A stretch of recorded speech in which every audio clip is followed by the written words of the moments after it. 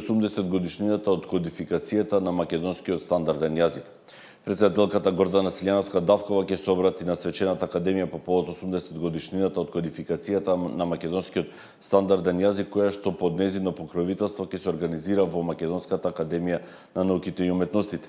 Инаку на 5 мај 1945 година е објавена и озваничена македонската азбука со решение за македонска азбука. Кодификацијата на македонскиот јазик е направена со одлука на АСТОМ на 2 август 1944 година. Со решение на Народната влада на Федерална Македонија е усвоена азбуката на македонскиот јазик, а на 7 јуни истата година е усвоен и правописот на македонскиот јазик.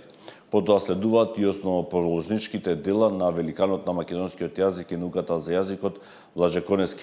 Тоа се граматиката на македонскиот јазик, речникот на македонскиот јазик и историјата на македонскиот јазик, со што се заокружува кодификацијата на македонскиот јазик. Премиерот Христијан Мицкоски денеска ќе присуства во посета на Штип, во рамки на која ќе изврши увид во градежните активности на неколку инфраструктурни проекти, а ќе го посети Универзитетот Гоце Делчев. Мицкоски ќе изврши увид на изградбата на градската магистрална улица од населбата Железничка до Рибник во прва фаза. Вредноста на проектот е 141 милион со ДДВ, а средствата 120 милиони се обезбедени од владата преку првиот повик за општините за обезбедување средства за инфраструктурни проекти. Останатите 21 милиони се обезбедени од општина Штип. На проектот се работи и втор месец, а ќе се очекува да биде завршен до септември. Потоа Мицкоски ќе изврши увид во работата на булеварот Партизанска, за што средствата се обезбедени од буџетот на општина Штип во износ со 130 милиони денари, а во рамки на посетата тој ќе го посети Универзитетот Гоце Делчев, каде свечено ќе биде отворена лабораторија Marker Space за иновации, истражување, развој и достапна за студентите, академската заедница, стартапите и представниците на стопанството.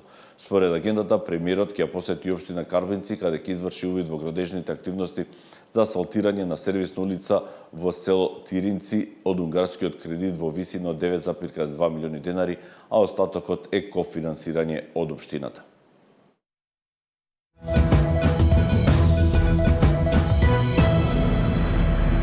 Мицкоски таравари денеска ќе имаат средба на која ќе се разговара за идното учество во владата. Претходно премиерот јавно му порача на таравари дека ќе сака да слушне дали е точно дека има тајна коалиција со Ахмети за тивка соработка во најмалку 5 општини за локалните избори.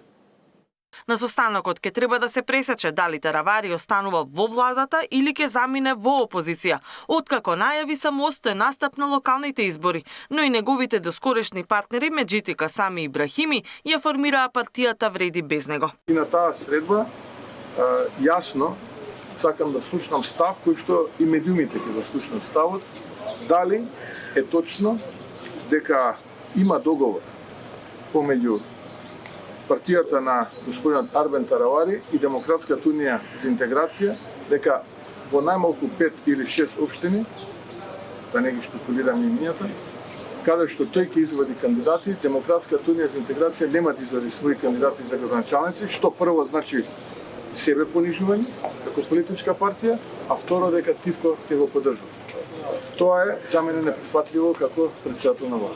Таравари за сител негира некаков договор со Ахмети за меѓусебна, макар и тивка поддршка во одредени општини за локалните избори. Немаме никаков договор, кога ќе имаме јавно ќе кажеме, ни пиша лидерот на Алијанса. И Ахмети предвадена рече дека се уште нема договор за некаква распределба на општини со Таравари, иако имал средби со него, но не исклучи дека тоа и нема да се случи. Напротив, Ахмети не криеше дека е задоволен на тоа што Алијанса повеќе не е дел од Вреди. Состојбата во владината коалиција ја следи и опозицијската СДСМ. Не сум имал средства кога еден дел од владината коалиција практично се отцепува, тоа е знак дека владината коалиција е нестабилна. Но еве да почекаме да видиме како ќе се одвива тој процес. Има различни најави, има различни информации, следи очигледно еден нови динамичен.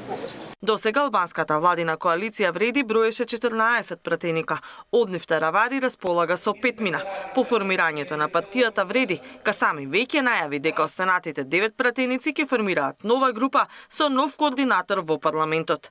И од ВМРО ДПМН и од Вреди велат мнозинството е стабилно и без алијанса, па предвремени избори ќе нема, вели премиерот. Иако изборите се во октомври, кандидатите и на власта и на опозицијата ќе бидат познати за неколку недели од сега. Во вторник имаме извршен комитет на партијата, почнуваме да ја формираме структурата на Републичкиот изборен штаб. Јас неформално во пред кампања сум од почетокот на февруари месец со структурата на партијата во рамките на општинските комитети, повеќе од 30 на посети. Планирам до крајот на јуни сите да ги посетам. Очекувам веќе втора половина на мај месец 85 до 90% од имењата да бидат познати. На Централниот одбор се донесе одлука и официјално да започнат постапките за кандидирање. Меѓутоа, еден дел од кандидатите веќе се знаат, тоа се еден дел од сега актуелните градоначалници и тие имења ќе ги соопштиме во текот на следната недела. А за другите Па еве мислам дека до крајот на јуни веќе ќе биде тој процес завршен. Листа на кандидати се крои и во вреди. Веќе излегоа неофицијални информации дека министерот Limani е можен кандидат за Кичево, а за нов мандат остануваат како фаворити и Висар Ганиу во Чаир и Касами во Тетово. Катерина Нешкова, Сител телевизија.